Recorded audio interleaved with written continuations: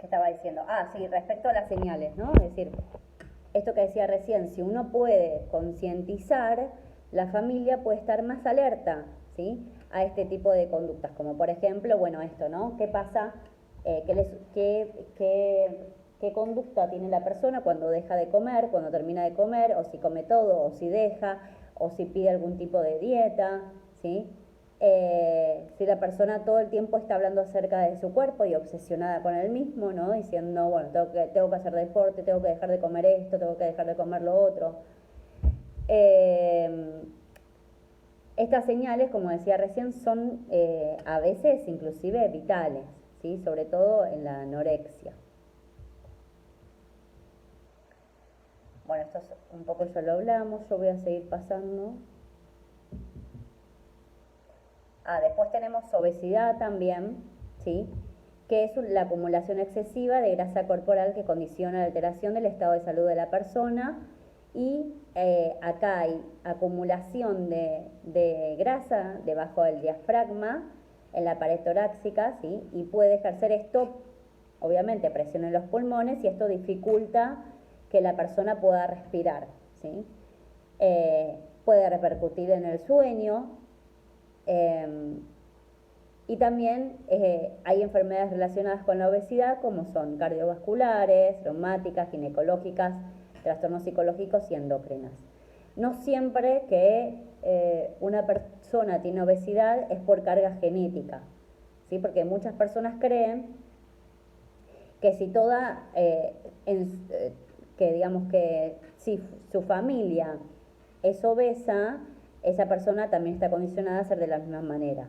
Si bien hay una carga genética en cuanto al cuerpo y demás, ¿no? Obviamente, también esa persona puede saber que puede cambiar, ¿sí? Porque a lo mejor, más allá de la carga genética en cuanto el tamaño corporal de una persona, ¿no? Más allá de eso,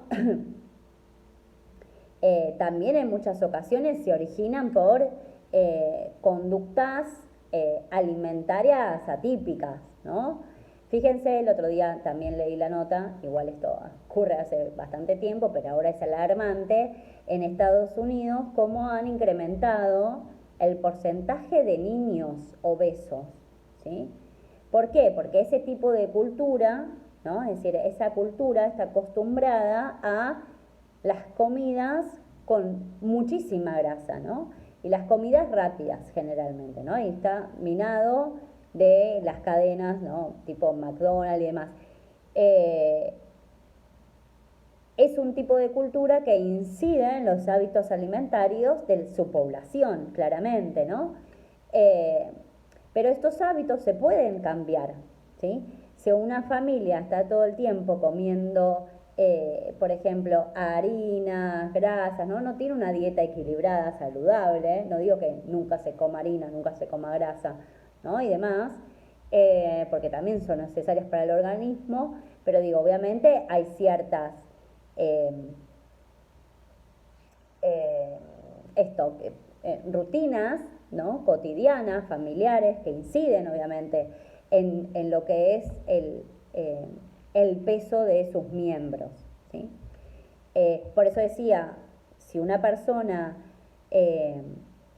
por su carga genética o por sus antecedentes familiares va a pensar que también va a ser obesa, eso se puede cambiar, ¿sí? Hay un montón de planes para poder trabajar. Y también hay que considerar que hay muchísimas también enfermedades como marcaba recién, sobre todo las endocrinas, ¿sí? Respecto a la obesidad, ¿sí? No siempre tiene que ver con la ingesta de alimentos, sino también hay otras enfermedades, ¿sí? Bien. Bueno, esto ya lo hablamos, el tipo de... Acá quería llegar.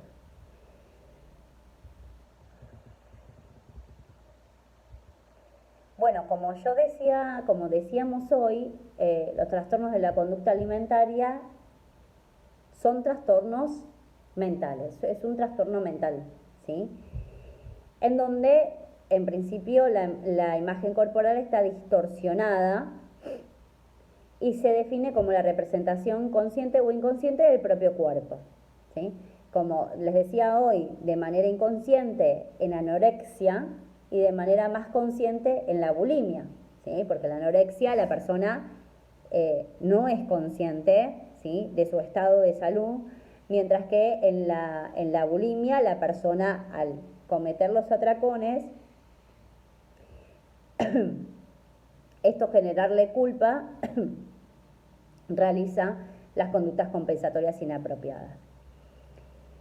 Y esta distorsión o esta representación consciente o inconsciente se realiza a nivel de 3 registros, que son la forma, el contenido y el significado.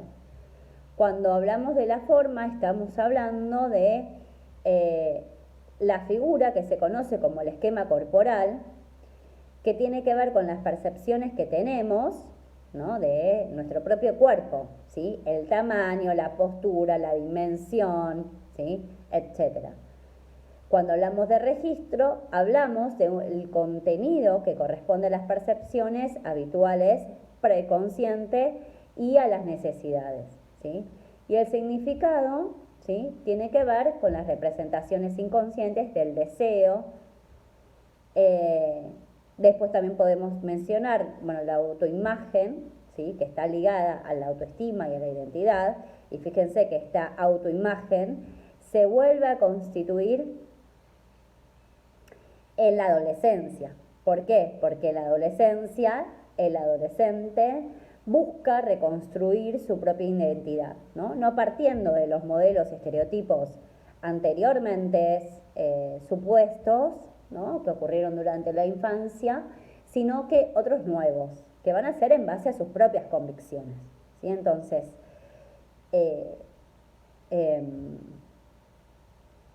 por eso hablamos que cuando se reconstruye esta identidad en la adolescencia, también la autoimagen con ello, ¿sí?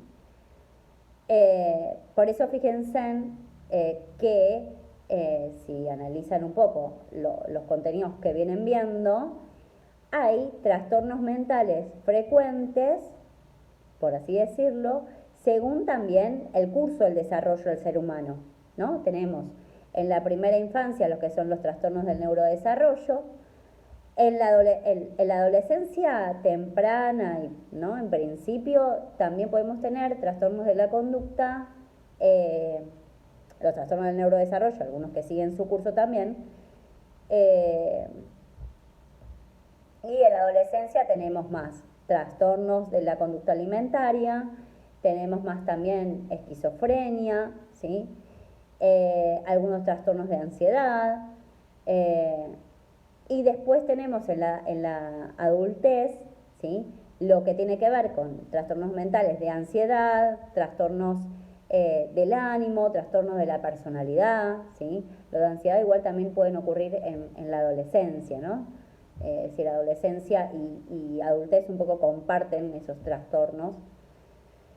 Y después, en la edad adulta, ya tenemos trastornos más de tipo cognitivos o también mentales, Alzheimer, demencia, ¿sí?, que tiene que ver con ambas combinaciones, ¿sí? Sobre todo, digamos, el declive de las funciones cognitivas. Bueno, y otra característica de los alimentos, que hoy les decía, que tienen un valor simbólico. ¿Qué quiere decir esto? Están asociados a nuestros recuerdos, a nuestra historicidad, a nuestra vida. De pronto, una persona, por ejemplo, con depresión, puede recurrir a la ingesta de tortas, ¿sí?, porque esa torta no representa el sabor o, ¿no?, lo rico que son las tortas, sino que representa el mundo simbólico que engloba en la torta, ¿no? Porque generalmente las tortas son para festejar cumpleaños, un casamiento, siempre hay un día festivo cuando hay una torta, ¿no?, para algo, celebrar algo. Y en este caso una persona con depresión puede recurrir a este tipo de alimentos por su valor simbólico solamente. Así como también revivir olores, sabores, ¿no? Pasar por un lugar y decir, la sopa que me hacía mi abuela, ¿no?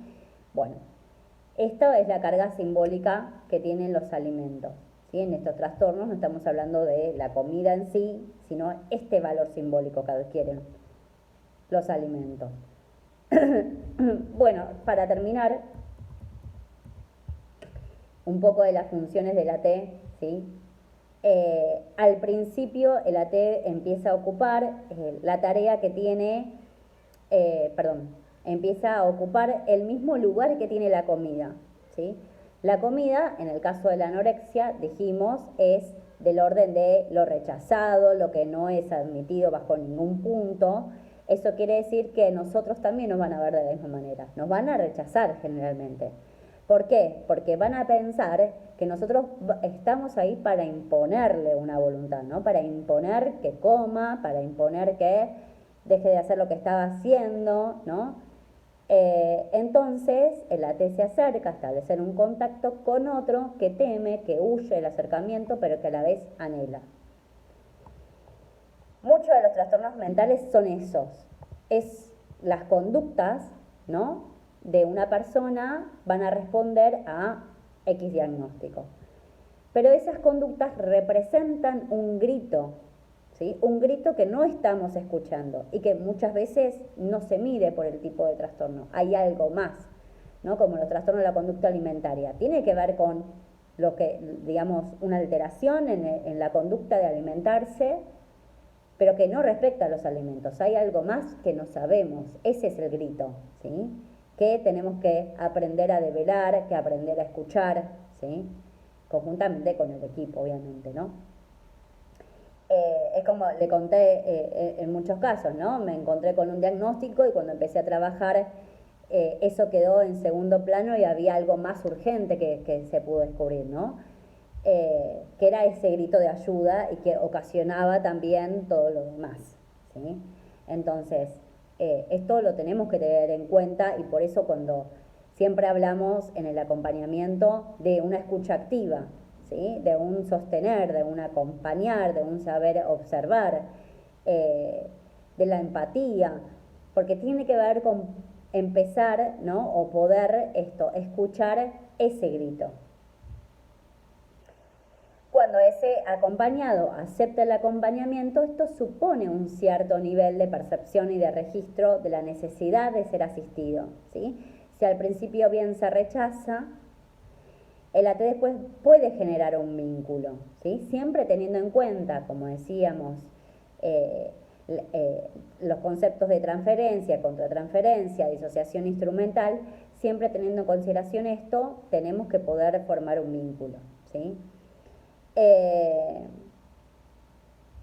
Bien, entonces los primeros encuentros del AT generalmente se ven ante un cuerpo dañado, podemos decir metafóricamente una vida sin cuerpo, y el impacto que esta visión produce puede propiciar que se acerque como un plato lleno frente a un cuerpo vacío, ¿sí?, que es como generalmente se percibe al AT, ¿no?, como alguien que va a imponer, como un plato de comida. Entonces, el AT comida, metafóricamente, propone entonces generar un espacio que facilite el encuentro intersubjetivo. Esto que decía recién, el encuentro intersubjetivo nos habla del encuentro entre ambas subjetividades, acompañado, acompañante, siempre teniendo, como decía recién, las nociones claras de transferencia, contratransferencia, disociación instrumental, ¿sí? El objetivo del AT no es convencer, ¿no?, convencer de que coma, convencer de que no tenga las conductas compensatorias inapropiadas, sino el de ayudar a vencer con.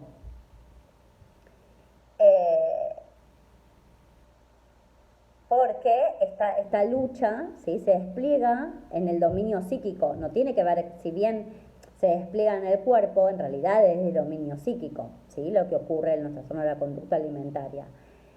Y también el acompañado puede colocar al AT en el lugar de aliado o en el lugar de los que intentan llenarlo con comida. Y ambos dos, para el AT va a ser fracaso absoluto, ¿sí?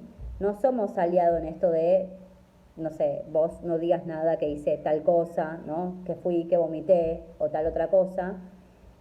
Debemos tratar de ayudar a reordenar el organigrama vital de ese acompañado, es decir, la organización de su vida cotidiana, toda, ¿sí? Trabajar prioridades, disminuir obligaciones y exigencias. se trata de poder cambiar el foco o ampliar el foco, ¿sí? De atención a otros aspectos de la vida del acompañado que ha dejado relegado de lado, ¿sí? Entonces, no vamos a imponerle algo, ¿no? O no se trata de obligarlo, ¿no? O de exigir cosas que no se pueden exigir, sino de ampliar ese foco de la persona, ¿sí? Ampliar a otros intereses, a otras actividades. Si la persona como conducta compensatoria recurría a actividad física excesiva, ¿sí? ¿Qué otras cosas podemos hacer? Siempre partiendo de los intereses de la persona, ¿no? Ampliar ese foco. Y de esta manera, cuando nosotros tomamos esos intereses, se va esto mismo propiciando el vínculo acompañado-acompañante, ¿sí? Bueno, esto, y en relación a este vínculo, ¿no? Que se va propiciando, se va a tornar más confiable cuando el acompañado corrobore que nuestra propuesta no va a ser consistir en imponerle una voluntad ajena, sino ayudar a conectarse con su deseo sin el disfraz de la huelga del cuerpo. ¿Qué quiere decir esto? Al principio los objetivos que nos planteemos tienen que ser a corto plazo, ¿sí? Y una vez que se impulsa el deseo de la persona, ¿sí? El deseo es esa carga libidinal donde hay que ponerlo en otro lado. El deseo acá está anulado, ¿sí? ¿Por qué? Porque hay una instancia psíquica que aún no se resolvió, ¿sí? Que esto lo lleva al trastorno de la conducta alimentaria y no hay deseo de nada, ¿no? Entonces, se trata de poder ir descubriendo, ¿no? O abriendo paso a que la persona pueda desear y esa carga libidinal poner el deseo, ¿no? En otros aspectos de la vida. Con esto, con este deseo, se promulga el proyecto, ¿sí? El proyecto siempre va a ser también un plus, un motor para la vida de cualquier persona, ¿sí? Porque esto permite proyectar a futuro y en ese proyectar se van siguiendo los objetivos hasta llegar a ese proyecto. Y a partir de ahí sí establecer por ahí ya objetivos que sean más a largo plazo, ¿sí? En la medida en que se vaya habilitando o dejando espacio a que se instaure de vuelta el deseo, ¿sí? Pensemos también que en estos casos muchas de las personas dejan de sociabilizar, dejan de hacer las cosas que les interesaba hacer, ¿sí? Entonces también tenemos esa tarea de volver a que el sujeto pueda volver en realidad a esto, a resociabilizar, a conectarse con el mundo de afuera, ¿sí? Sin esta huelga del cuerpo que lo lleva el trastorno de la conducta alimentaria. Bueno, esto, algunas vías de acceso a la actitud sin escucha, sin exigencias. Bueno, esto de los lugares, ¿no? Como decía, como un plato, como alguien que intenta llenarlo con alimento o de aliado, ¿no? Y estos momentos que recién decía, puede el acompañado tomar silenciosa distancia, ¿no? Que es el lugar de lo rechazado, ese primer impacto, ¿no? De que creer el acompañado que estamos ahí para imponer que pueda comer, ¿sí? Etcétera. Y hay otros que, por el contrario, tienen hiperactividad, ¿no? Empiezan a hacer, hay como aceleración y empiezan a hacer un montón de cosas solamente para no sentarse a comer, ¿sí? Y poder pasar de largo esa comida, ¿sí? Esto es un poco de lo que sería nuestro rol como acompañantes, igual, ¿no? Siempre trabajamos con equipo interdisciplinario porque, como dije, hay una base psíquica que necesita sanarse, ¿no? Primeramente, y también priorizar el aspecto de salud que a veces, como decíamos, es crucial, ¿no? Sobre todo en la anorexia. Bueno, no sé, ¿alguna duda?